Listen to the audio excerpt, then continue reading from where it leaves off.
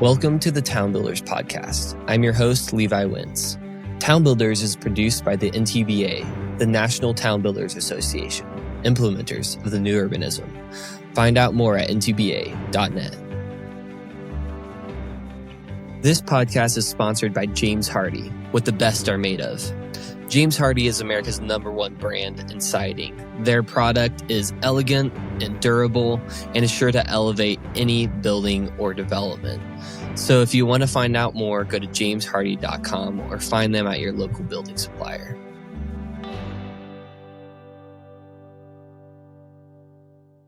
Hello, friends. Today we're joined by Joel Embry, a longtime NTBA member and town founder of Amelia Park, a traditional neighborhood development on Amelia Island just north of Jacksonville, a place built with the intention to foster a healthy and happy place for people to live. Joel's work spans decades. He started his career in banking, transitioned into real estate, and eventually became a developer, first of conventional subdivisions, and then, inspired by Robert Davis and seeing Seaside in the early 1980s, of something more. Amelia Park was designed in 1992 by DPZ and built over the following 25 years.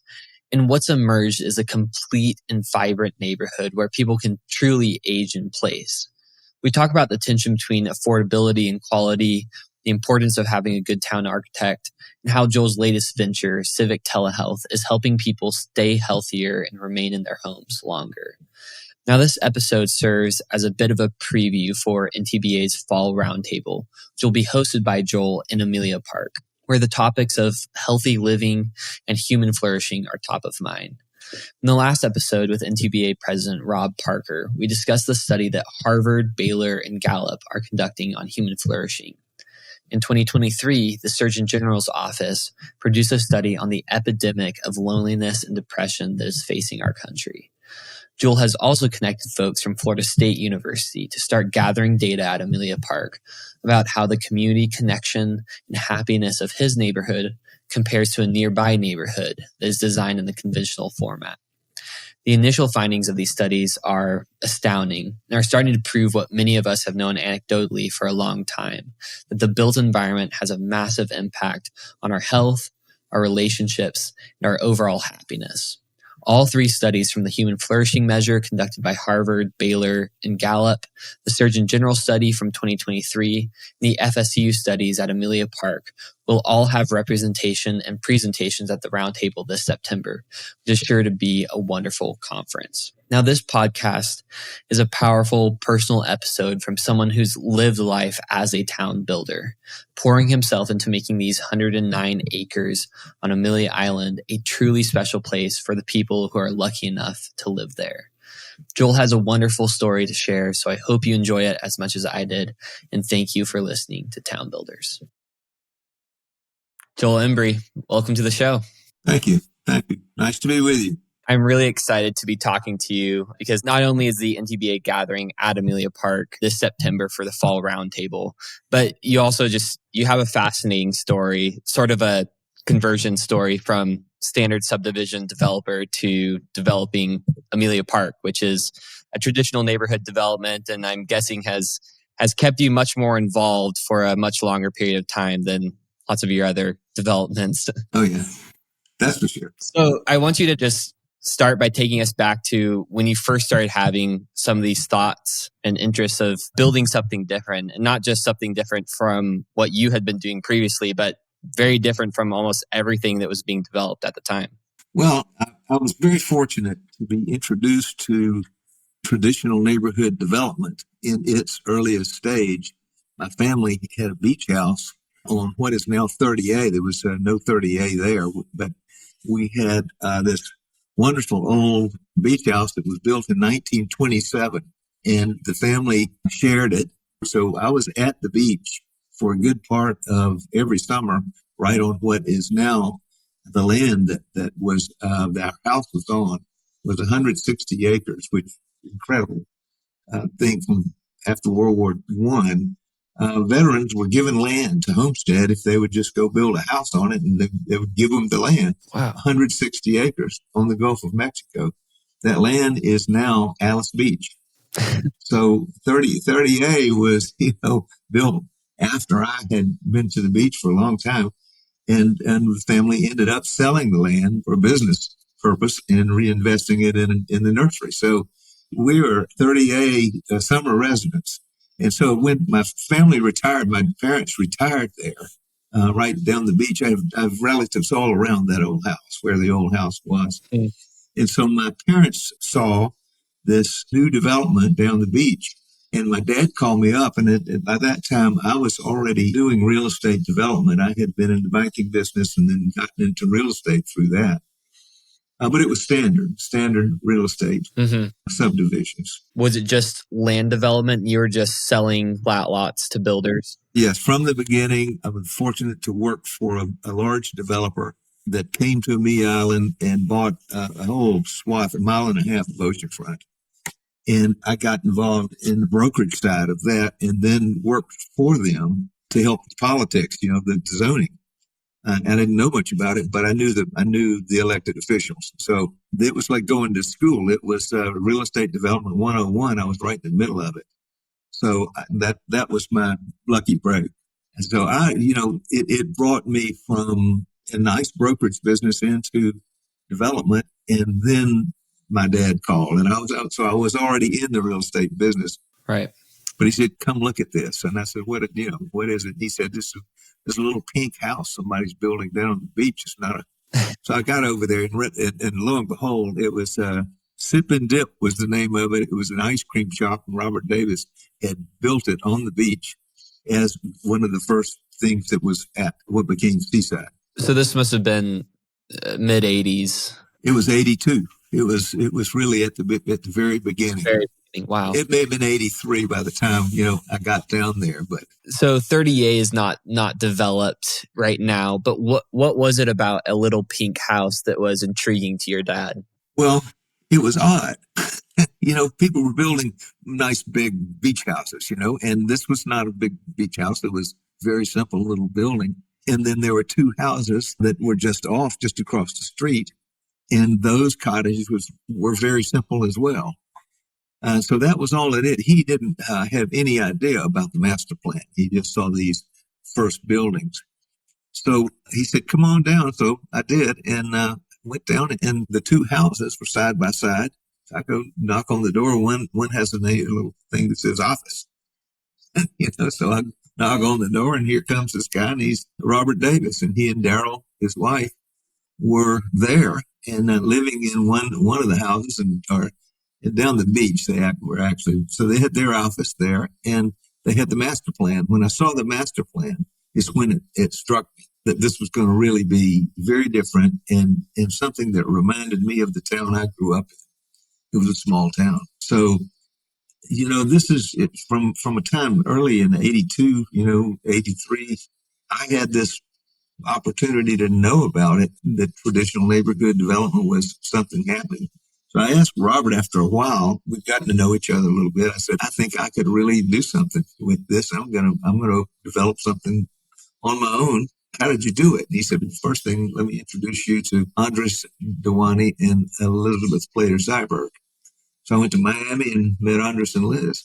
And over time I had really come up with a little different idea about how this neighborhood could be on Amelia Island. It was not ocean. I found a piece of land that I thought was excellent, but it was in the middle of the island, not oceanfront. And the island, is a mixture of people who live full time and vacationers who came down to the beach. All that was very much beachfront. Were you living on Amelia Island at the time? Is that why you were just familiar with the land that was there? Yes.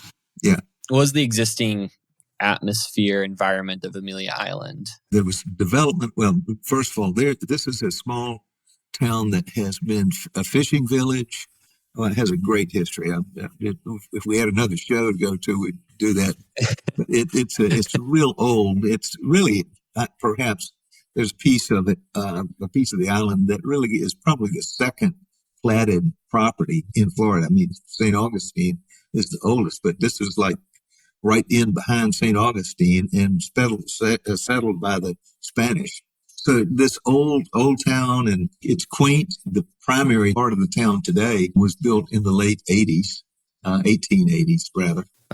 So, it is one of the older towns in Florida. So I was doing real estate subdivision work and working after I worked with the beachfront, large beachfront property. I had learned how to develop property from them, and I just started doing small subdivisions, and they were pretty much normal, but everyday suburban stuff, and I became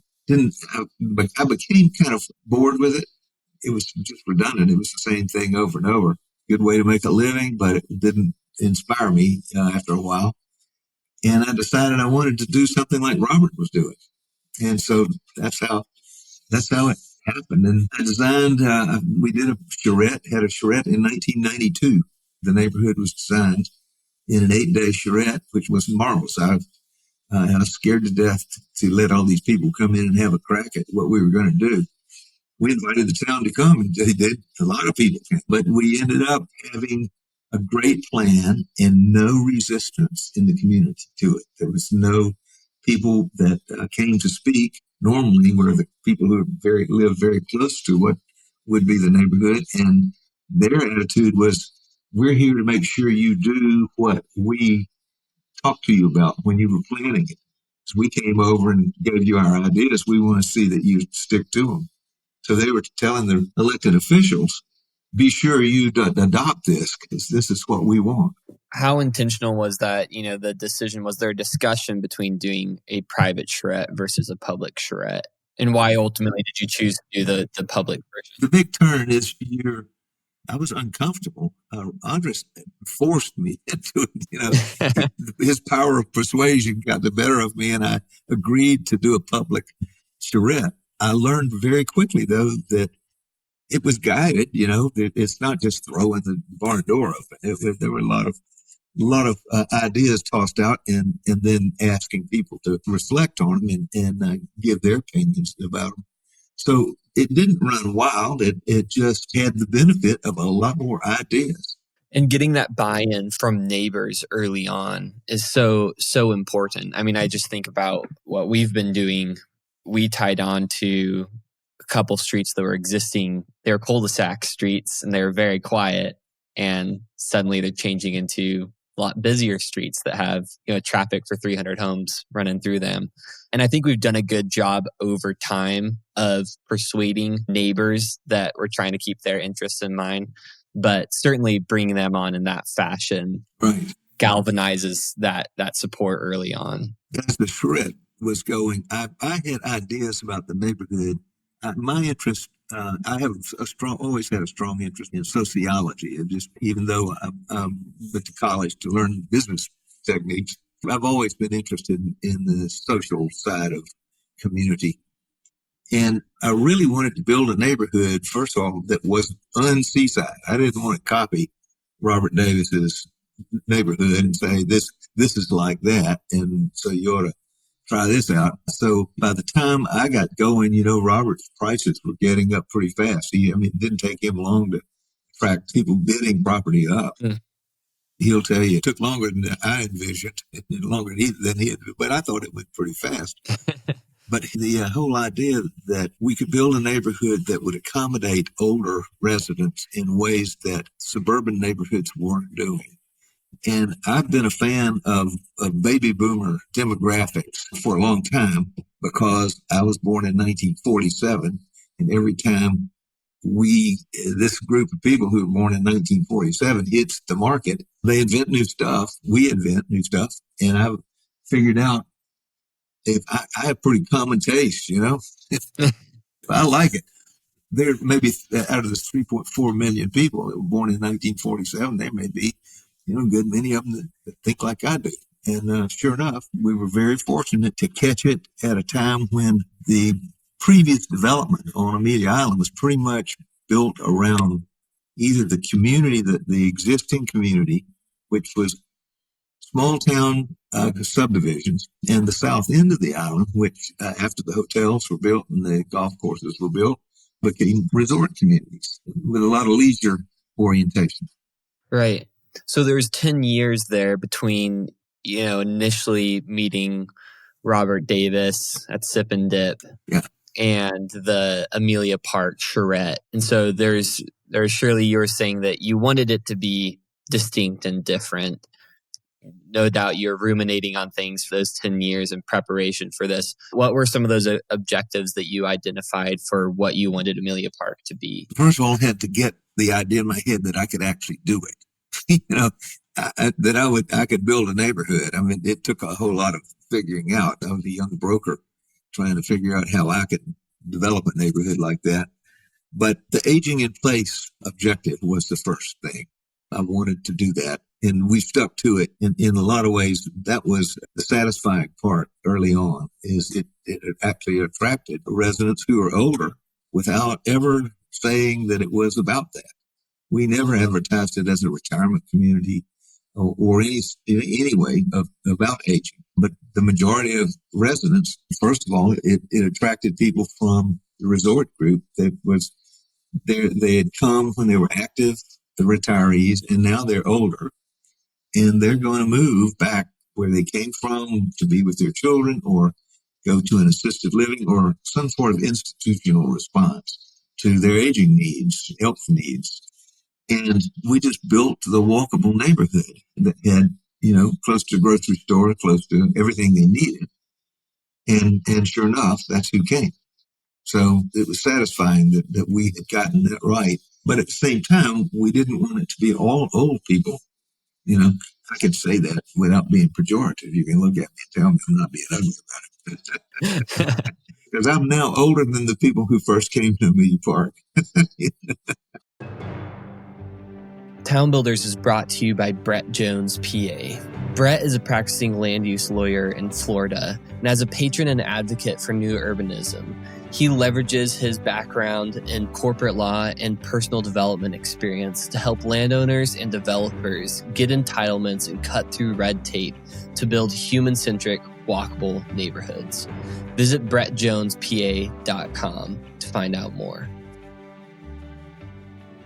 You had this initial idea of allowing people to age in place because people were starting to move away from Amelia Island because they're getting too old and they needed more support around them. So how do you communicate that idea without saying it directly? Because again, early on, I assumed the communication and marketing, what was that like in those early years of talking to people and convincing them that truly was something different that you were building? Because I've realized as a developer, it's like I can have an idea in my mind, but not a lot of people can envision the same thing that I'm envisioning, of course, because it's my vision.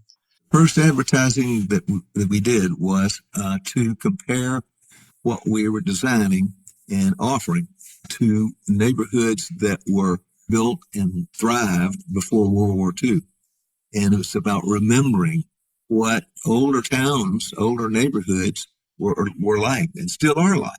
And so we don't have to build exactly like what everybody else is building. We could build something that actually has been proven to work and provide a very wholesome, socially connected, walkable neighborhood like existed all over the place before the post-World War II sprawl that is the standard now. So do you think that your generation that you were wanting to market to understood that a little bit more innately? Enough of them. Once again, if I believed in the hula hoop and I thought the Beatles were great the first time I heard them, I was trusting that I wasn't too far away from the opinions and interests of a lot of people who were my age. But we didn't really attract the boomers as much as we did the boomers' aunts and uncles, parents maybe. This was something that they knew, that they had experienced in terms of living in a small town or neighborhoods in a city, all the same kind of thing there. We didn't have to focus on it, but we were able to say things like, you don't need a car to go shopping. You can walk across the street. We had 3 grocery stores right around us. The site was wonderful for what we had. We were next to the hospital. We had a shopping center on each of the other corners, across the street. We didn't have to build a big town center. How big is the site? It is 109 acres. Okay. It's 400 homes or 400 dwelling units. We have a real wide diversity. of building types. And did you build mixed use? Was there mixed use in the plan, or was there already existing retail around that you just... We took advantage of the retail that was already there. There's no sense in competing with the anchored grocery store type of shopping that was available. But what we did was do some thoughtful things about specialty goods and bookstore and a bistro. And it was a little bit hard to sell. I'll be honest about that, because the retailers would say, why would I need to come here when I can just go to the shopping center? And that was a good answer. So we ended up with a very small portion of the land being used for the town center. It's a smaller town center than most. There's some that are like it, but most people have a bigger town center part of their neighborhoods. But we didn't need them. Right. We had all the other, and it's still the same way, just it's fleshed out more. All of the retail that got built around it supplies almost everything your money needs. And if you're not tall enough to have it delivered to the door. So when you had the shred in 92, when did the first home start going up? 97. 97. So we had a 5-year. Yeah, we bought the land during a recession. So 92 was not a good year for real estate, but it was a good year for buying property that was depressed.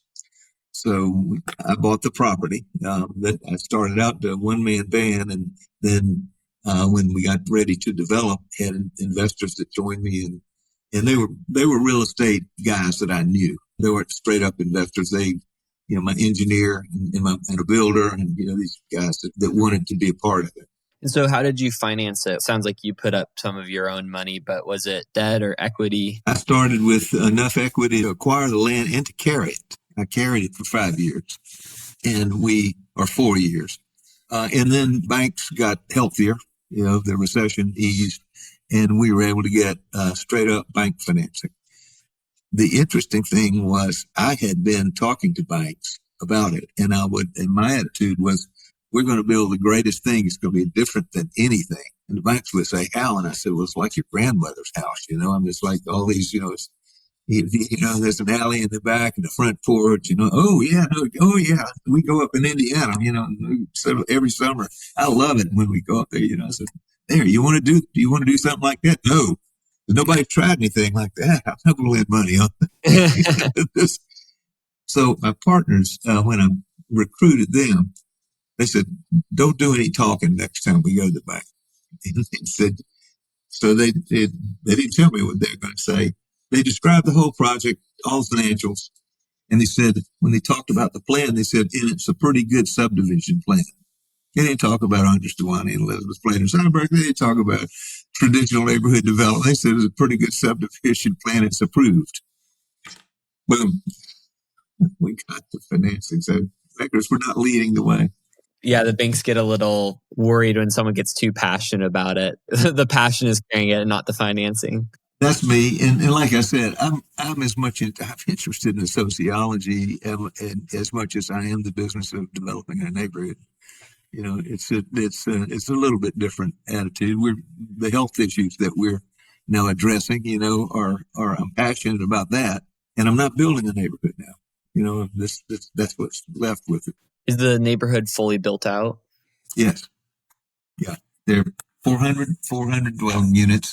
There are probably 4 or 5 lots that people were able to hold on to. We didn't let people speculate on the lots until the recession forced us into selling some lots to people who weren't ready to build on them, but would buy the lots. And so we've got about 5 lots, I guess, is left now. How did you build out? Did you have a partnership with a single builder? We started out with a single builder, which was a good start. We sold 49 lots to one builder. He basically had phase 1. And we immediately ran into the question of diversity of his designs, of his house plans. If he had a popular house plan, he'd have built every house on the street.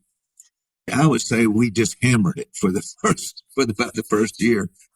We had architectural review, and I didn't really have the skill to do it. We didn't have a town architect at the time. So you can tell today that first phase, it's not awful. It's just not as good as the other.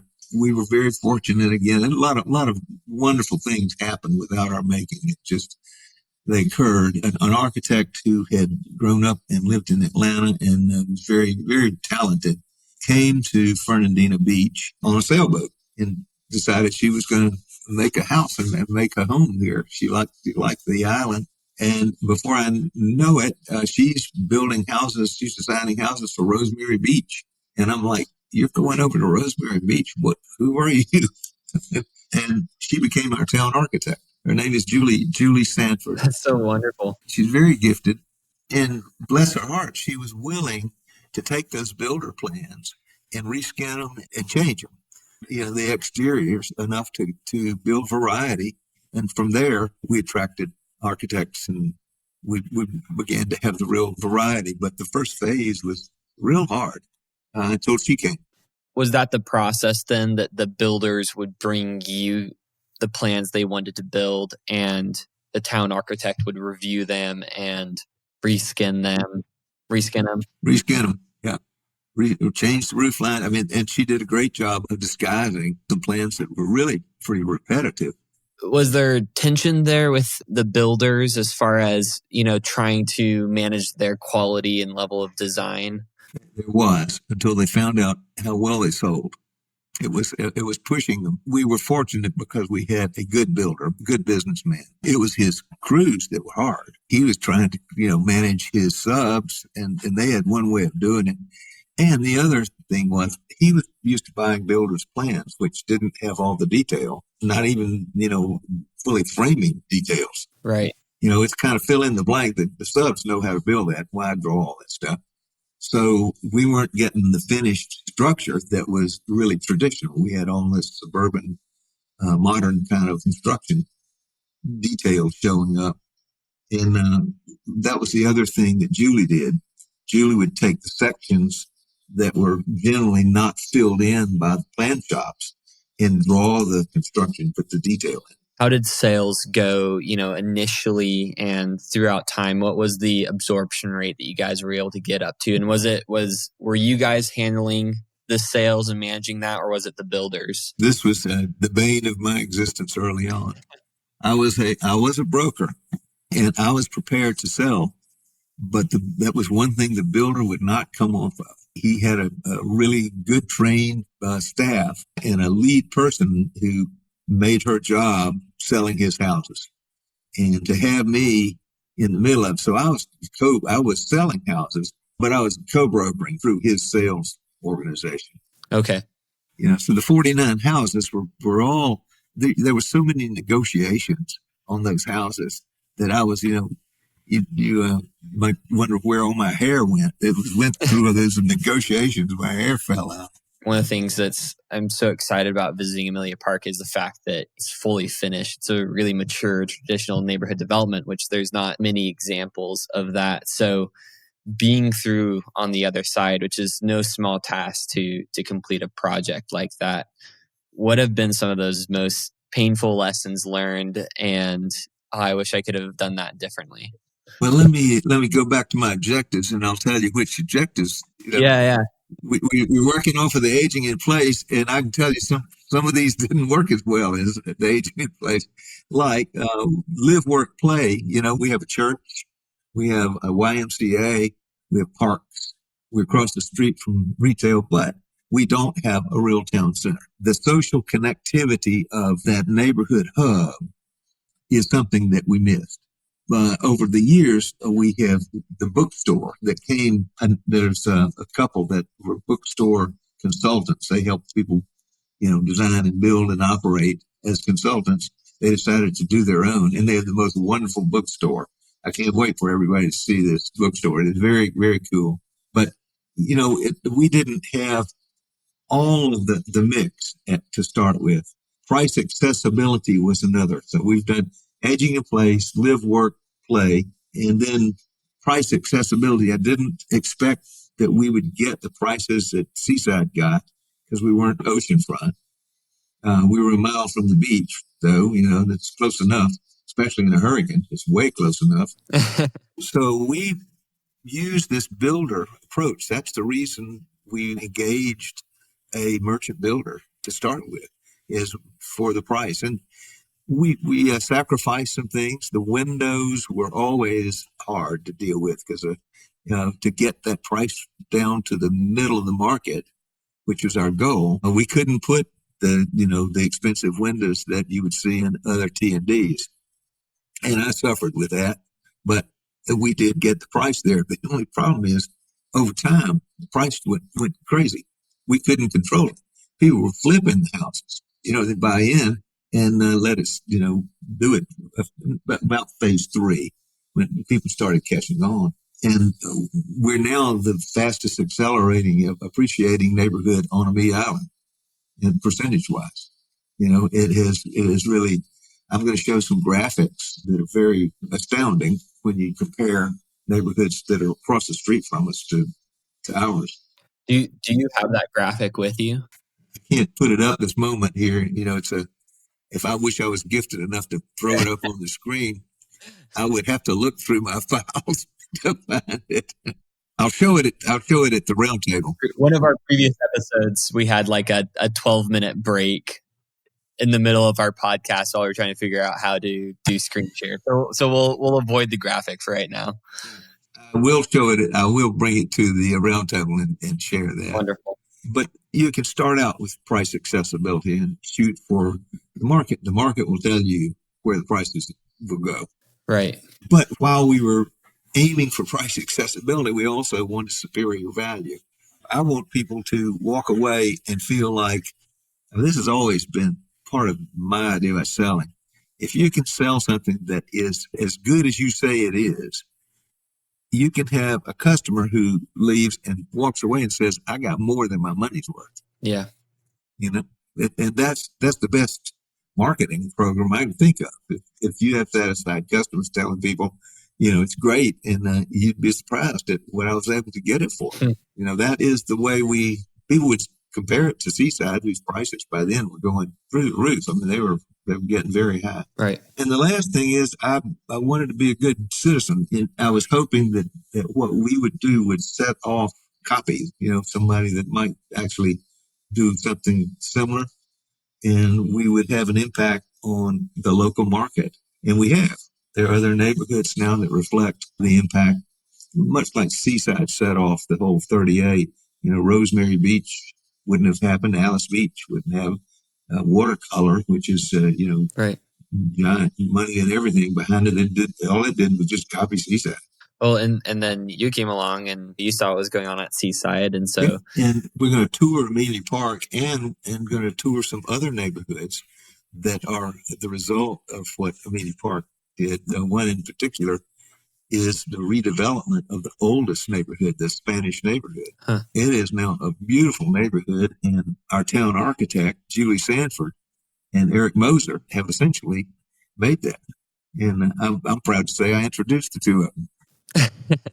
Well, over 25 years of development, as you were a good citizen and people started seeing the success that Amelia Park was having, did competition on Amelia Island start popping up? And was it ever significant to the point that you felt it? We've never had a real competitive full neighborhood. The architecture and style caught on.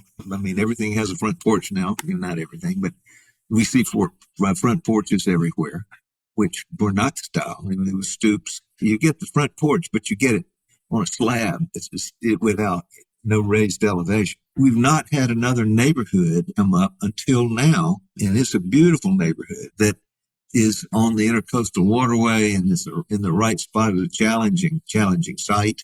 I can't say too much about it. It is a wonderful, beautiful neighborhood.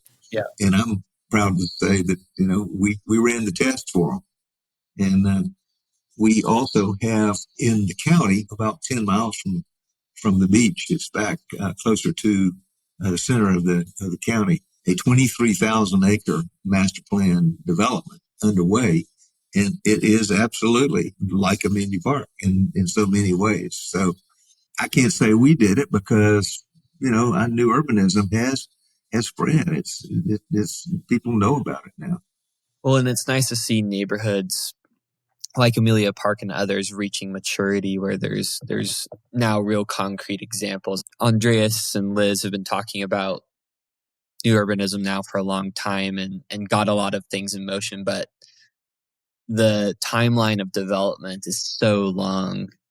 And so the market change has been so long, but I hope to see through my lifetime it just catching on more and more, as my goal would be it becomes the predominant model of new development, competing against suburbia.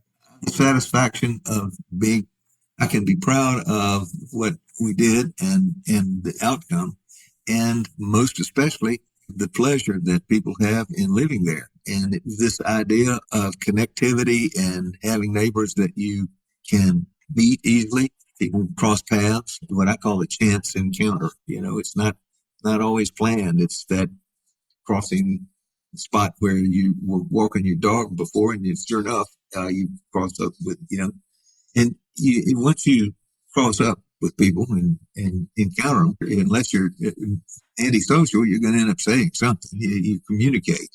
And so the communication leads to common interest.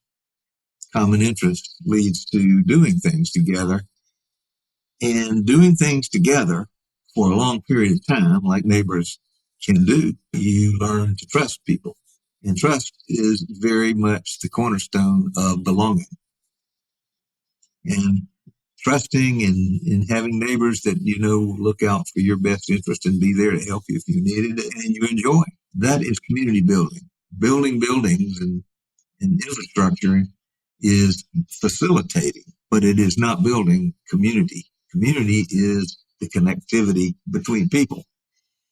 And as we watch it and look at the old neighborhoods, you think about the longevity. We've lived longer than people did, but we don't live as long. You would think we'd live longer. The longevity, in other countries is superior to ours. Some of these statistics caught my eye, and I'm thinking, well, wait a minute, is there really something to this? People are happier, they have friendships, and they have this sense of belonging, a sense of community. Does it really make you healthier? Do you actually live longer? Are you happier? And I came to the conclusion that the answer was yes, but it was just anecdotal. I saw it and I believed it, and it seemed like a rational conclusion, but I had no proof. Along the way, when I was finishing Amelia Park, I really wanted to say that this was the truth. I've seen it, but I was challenged and I didn't have a really good answer. So not long ago in 2022, I decided to go to, I'm a graduate of Florida State University, and I was very familiar with the dean of the School of Social Science. And so I went to him and I said, look, I would really like to find the research. If there's research out there, the relationship between health and community design, is there any work that's been done to prove or say that it is either effective or not effective? Does it have a real relationship? And he said, that's great. I've got some professors that are already interested in doing that kind of thing. So we kind of began cranking this up and had 5 faculty members all lined up. And about that time, the Surgeon General of the United States was issuing an advisory and declaring an epidemic of loneliness and isolation. He issued that in May, I think, of 2023. About the time we were really getting ready to do the research, this study came out. And it said, well, first of all, there were 325 references. They had done the research and they had drawn the conclusions and declared, yes, that just exactly what we were asking. I mean, so we dropped what we were doing and did a study on Amelia Park and studied the relationship of those residents in Amelia Park about the well-being that they enjoy versus where they had lived before. And we had a control group in another neighborhood. And sure enough, our numbers were higher than the other neighborhood, which I developed, by the way. There's no difference, except the design. Oh, it was another neighborhood that you developed. I developed, yeah, comparing the two, and they were across the road from each other. What sort of data were you gathering? What questions were being asked? How often do you encounter neighbors? Is it easier? Do you run into your neighbors? Do you have conversations? Do you do things with your neighbors? All of the same things we're talking about. We were asking them, do they participate in that? Do you think it makes a difference in how you feel and how you enjoy life, your sense of well-being? They're general questions. We're not taking, not getting their medical records or anything. So you're asking them to evaluate how they feel. So the responses in Amelia Park were just natural responses to 200 people. And across the road, I'm the same developer, and it was straight subdivision. Same subdivision, same place. Same town. How different were the answers? And outside of talking about community, were there happiness measures? Yeah, depending on happiness measures. That's essentially what we're talking about.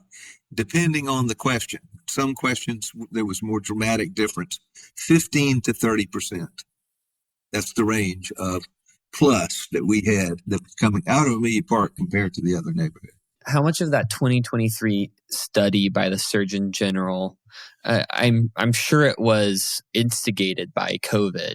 We know how much COVID came through and just devastated social relationships and isolated people. And we're going to be dealing with the effects of that for a long, long time. But I also think that there's been a natural trend in that direction. COVID was probably kickstarted it a little bit more and made it a little more severe. But our country, our world is becoming more technological. The desire for real experience, I think, is going to be in high demand moving forward. People having real relationships with people. But I think there's also a little bit of a fear that I notice in talking to people when you say words like community. Community means a lot of different things. So how do you guys talk about community at Amelia Park and describe that? Community, they're still within Amelia Park, people have different ideas. But most people in Amelia Park consider community the connectivity of their lives to other lives in the neighborhood. When we talk about a sense of community, they cheer. I mean, it's like, yes, this is great. I moved here because, and this has been said, I moved to Amelia Park for the cute architecture and the nice landscaping.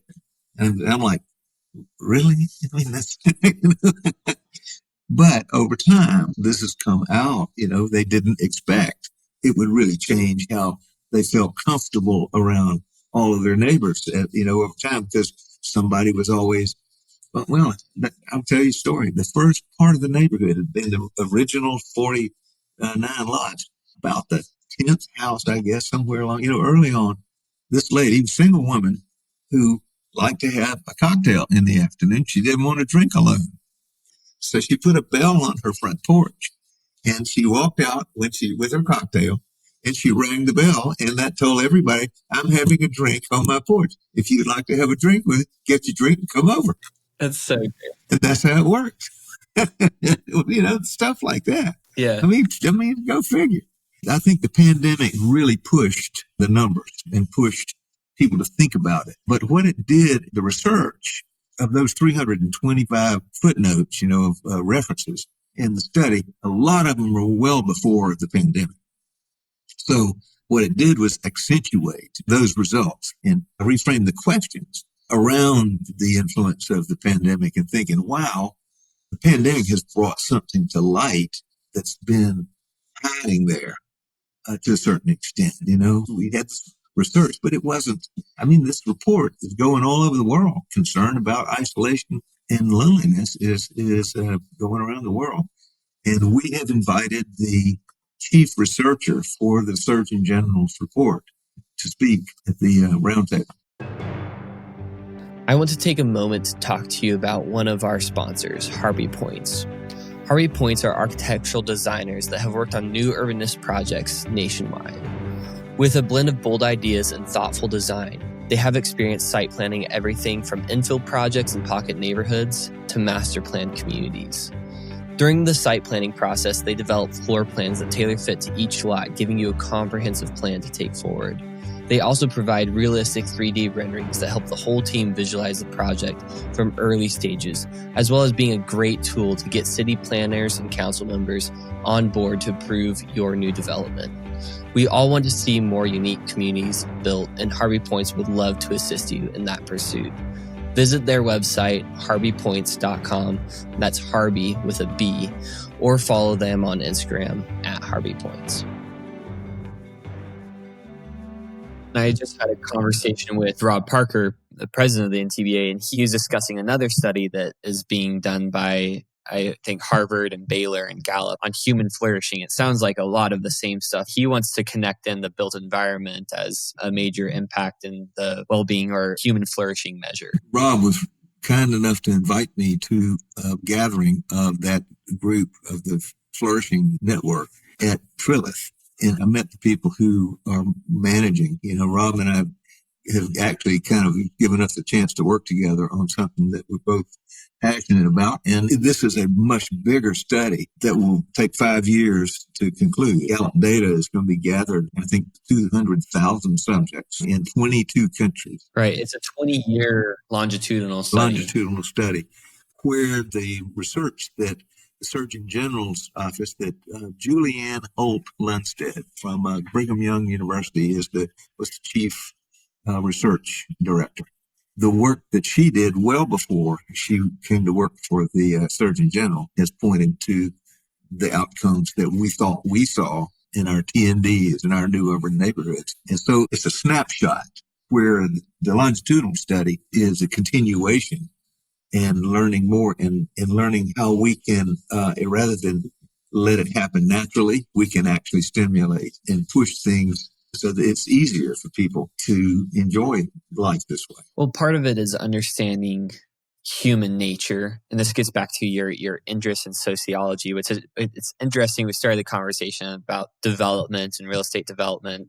But as I have these conversations more and more, I don't know if this was something that was accidental for you over time, but the interest going from building places to really it's places for people, but ultimately the interest in where we're at now is simply just talking about the people that are living there. How do we create better lives for people? And understanding it, that level is much more, it's much more weightier calling, to you have the opportunity to shape a person's life. And how are you going to do that, by being a developer? Shaping is an active verb. I say allowing, allowing, because it's a natural process. We provide the tools. It's like building community is not, it is about where and then what, or where we build and what we build, but that's where we're going to live, and in what we'll live. What we're addressing now is how we're going to live. There's a how question that I think we're evolving our practice into and offering it, and people will take advantage of it or not. No question, if there's a real benefit to living in a neighborhood like this and we can begin to highlight it, it's going to be, it'll sell better. There's that side to it. Right. And the conversation is really complex because you brought up the gal that said she moved there because, the houses were cute and the landscaping looked good. And I wonder how much does good architecture and beauty inspire us and increase our human flourishing as well?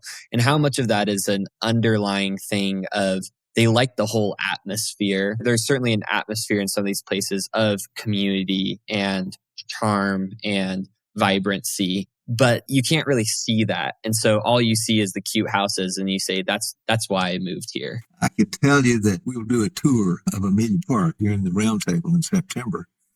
And I'm going to ask people to be conscious of when Julie Sanford, I'm going to, we're going to do it chronologically. When did Julie Sanford come to the neighborhood? Because Julie Sanford made the neighborhood more beautiful. And you can tell when she came. I mean, boom. It is, if I point out went this block to that block, you can see the difference. We have a lot of vegetation. We were not stingy with trees. It was 100 acres and we planted about 800 street trees. So it's a very shady neighborhood, but Shady neighborhood. That sounds dangerous, doesn't it?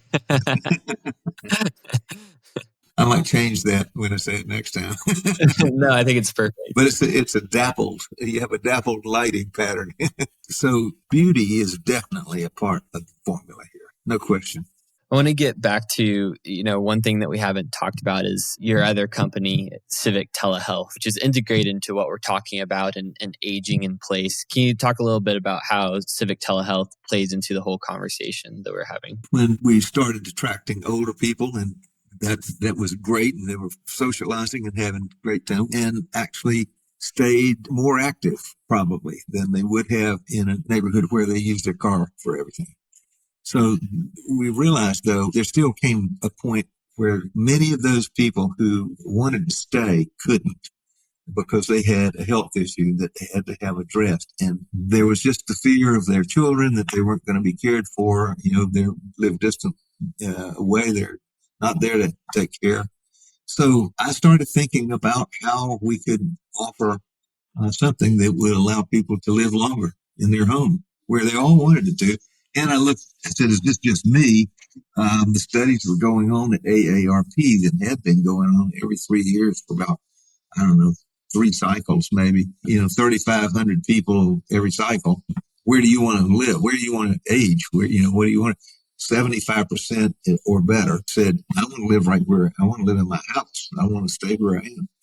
So that provoked my interest in finding tools so we could deliver healthcare to the home in a way that would enable them to stay. And the first thing we were able to discover is remote patient monitoring, which was just kind of fledgling at the time. You can record your vitals and you see trends and you save those trends in a file. And when you have a blip that's outside, there's an alarm goes off. But we found a company of nurses who monitor those things and respond to those alerts by calling you up and saying, what's going on? Let's do the test again, and they go through a procedure, or they don't get an answer.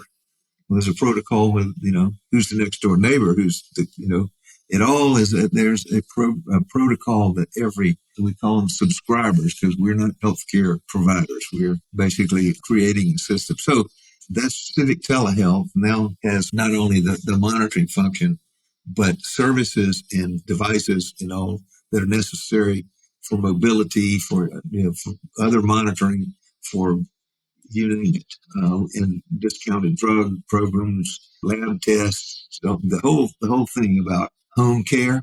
And we're just now completing the creation of our platform so the data can be really monitored carefully and above all, really made safe so that you don't have to leave it at the hospital or at the doctor's office. You can own your data in a platform that you can access even if you're on vacation in Italy and have to go to the emergency room. So you're really building, it's a subscription service type idea where they can have remote monitoring. They have access to the health data as well as there's someone monitoring that and checking in if there's blips or whatever showing up. So you created the foundation at Amelia Park being a healthy lifestyle of walkability, community, and that type of thing. This was kind of the next step of actually allowing people to live out their years in that place. Yeah, the onset of a chronic illness is the definition of aging. When you say he's getting old, well, how did you know? Well, he looks older, but then when you really look at it, the things that get you, and make you older are the change in your in your bodily, your physical functions and mental, emotional. And that's all a part of, there's counseling. We've really found a really good resource that allows us to offer a lot. And it's early on. We're going to be in the pilot phase of this pretty soon after September, sometime in October or early November, we're going to launch a pilot program and start really, getting it ready for market. You're just working within Amelia Park right now? No, we're working in other neighborhoods as well. Oh, you are? Okay. We're talking to some of our brethren right now and seeing who would like to have some residents participate in the pilot. Joel, what keeps you so motivated and working on this stuff at 78? seem to have a lot of purpose behind what you're doing and a lot of drive. I'm not sure what I would do if I did. I really enjoy it. That's it. I enjoy it. I like challenges. I like putting things together, building things. I like innovation. I live in a household of two people. My wife and I share a home together. She's in the same mode. Her job is running a not-for-profit to redevelop 32 blocks of downtown Jacksonville. She's going wide open. So we can't quit now. We're not. But we're saying one of these days we need to take some time off and at least, we do some traveling. Oh, no, I've seen that with my parents as well, keeping themselves really busy. But I think it's rare to see that too. It's rare to see there's a common mindset that 60 or 65 is my retirement age. And then from there, I'm just drinking cocktails and playing golf. So how much do you think having that purpose, though, and self-actualization, purpose in the later stages of your life here, how important that is to just your health and well-being? The purpose, knowing that what you're doing can be valuable to other people while you're there to witness it, and hopefully after you're gone. That's the reward. Really, I mean, that's the intrinsic reward. You can make a good living doing it, probably, We'll see. We're in the pilot phase. Who knows? But I'm also in the data center business. I'm the real estate partner in a data center company with guys that know fiber and power like the back of their hand, but they know nothing about real estate. And that's what pays the bills. That's good. I'm not building a neighborhood anymore. There's no neighborhood association at a data center. It's a good industry to be in. Yeah, the lights just blink and blink and blink. Yeah. Well, that's good. I remember someone recommended the book Gun Lap, which was, I think, talking about how to make your last years your best years. But that idea really resonated with me and has just kind of stuck in my mind now, just as I think about my own life of being a runner. The gun goes off and it's the last lap. You're all out. You're giving it your best. You're at the end of the race. You're tired, but you're running your fastest still. And so I've always liked that idea about, I think, just preparing myself for, I think that's what I want to do. I don't want to I want to put the finish line too early. I made a plan a good number of years ago. I would say 15, 20 years ago, maybe even more, that I was opportunistic. Things would come along. I'd say, great, that looks good. And I got involved in a lot of different business things, as well as personal things that didn't have much to do with each other.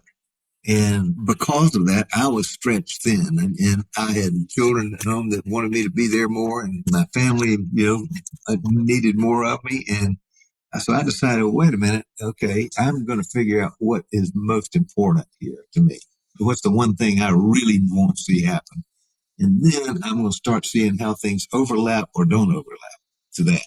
It doesn't have to be on top of it, but 100% match. With just a little bit, I would work on that. What has happened is it's boiled down to these parts of what I was doing and spun off businesses because I was curious. I had to know what a data center was to manage the data deal. And I didn't know anything about it. So I started, learning it. And I found somebody that really knew it and was willing to teach me. He was very patient. And I ended up being in business with that guy. He taught me, about the data center. And he said, well, how do you do this real estate? And I said, he said, I don't want to learn it. Why don't you come do it? Right. And I'm really just from the telehealth interest, it spun off a data center business, and I'm still doing advice and every now and then doing a little real estate, not on a big organized like I did, but it's still fun to do. Everything I have done in the past, including finance, banking, all that, government work. I worked in the Florida Senate and worked for the Commissioner of Agriculture. I knew politics and all of that. So getting permits and all that stuff I was a lobbyist. I was 101. So that's, I think, making sure that you don't get so fractured by a lot of different opportunities. Find the thing. What's that one thing you want and try to get everything folding in so it serves that purpose. In light of the baby boom demographics that you were discussing, the stage of life that you're in, what do you see as the greatest opportunity here for the next 20 years? What trends are you seeing popping up?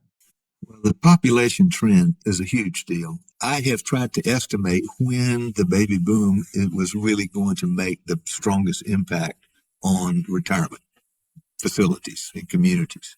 And at first it's 65. There's no question about it. That's the way things work. Not. And then it wasn't 70. It really, more did, but there's no big shift. And now it's 80. Between 70 and 80, there are more people my age on the front end of the baby boom that are retiring, fully retiring. So I can see that around 70, 75 is a real window. Well, we turned 70. Let's see, I've got my chart. We turned 75 and we turned 80 here. Yeah. That was back in 2023, 2022. So we're 3 years into the baby boom. This thing rises every year, 15 years. More people. Instead of the old 3 million people born now, 4.5 million are born a year. Right. So that swell is going to hit aging in place because the health industry has recognized the same thing. The baby boom is going to break the country. We're going to have a speaker at the roundtable that will tell us the statistics and what the remedy is. And he is an evangelist for the process called value-based care. But it is really, we're spending $2 trillion a year out of our pockets for healthcare, and we're not getting good results. So we have to stop it. And this value-based care that he'll describe is what I think is going to push the majority, if not the majority, a lot of care is going to go to the home because it is less expensive to care for people in their own home. The brick and mortar cost is nothing else. You're not paying for the brick and mortar. It's not the hotel, I see hospitals as big hotels for sick people. Their beds, and they got to keep them full to get. And how long can you stay in an environment like that? And that's a depressing environment to be in. It's much more enjoyable to be in your own home. Right. Assisted livings, I think continuing care retirement communities are going to be popular because you still have an independent function there. And bringing healthcare to that function is very much like home. So you're moving one step toward institutional care, but it's still much more independent. So I think that is going to appeal. If you're not those people who say, I want to stay in my house. Well, and I think that there's something like Amelia Park seems so much more enjoyable to myself, as I've always had this weird feeling about the 55 plus communities of it's like this weird demographic isolation that we do. And, we benefit so much. We've lost a lot of it of intergenerational living, intergenerational wisdom transfer. And so being able to create spots that are truly diverse in age, I think it's beneficial to everyone to have that and to have, senior living integrated into a larger neighborhood fabric. Makes perfect sense to me. We bet the farm on it. Well, Joel, thank you so much. I'm so excited for the fall roundtable. It sounds like we just have a really wonderful program plan. I'm so excited to visit Amelia Island and see, a mature traditional neighborhood development. And I'm sure we could probably do a follow up after the roundtable to discuss all the stuff, all the talks and sessions. So that'd be great. It'd be fun. Thank you again for hosting and for your time today. Well, thank you. And I really appreciate what you're doing too with podcasts. This is good. We're seeing a lot more reaching out. We've always been, NTBA has been inwardly focused. We help each other do a better job. Now we're learning things, we're sharing information, we're turning more outside. And I think we can have a real positive influence on the housing industry.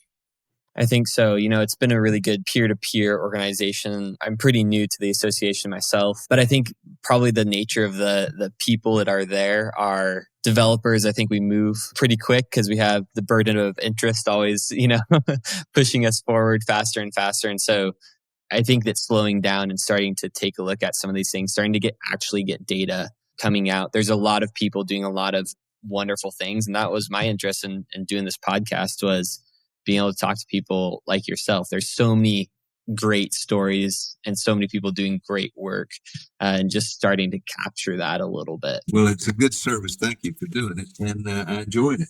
Well, thank you, Joel. And thank you everyone for tuning in and listening.